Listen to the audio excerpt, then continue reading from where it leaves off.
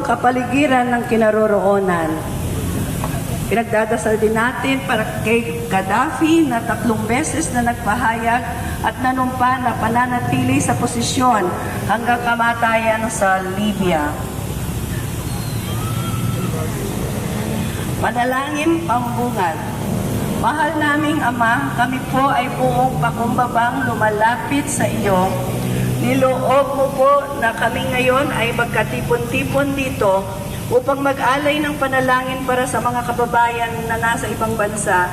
Kaya marapatin mo po ang ritual na gagawin namin ngayon bilang pagsusumamo sa pagkakaroon ng paghilom sa mga bayang sugatan at nagdidiliman sa kasalukuyan.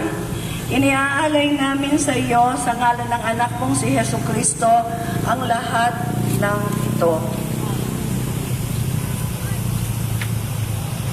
Sa lahat ng mga leader ng bawat grupo, sila lang po muna ang lalapit sa kandila para magsindi ng kanilang kandila at ipasa sa kanilang mga miyembro. Para ipasa ko dito sa dito.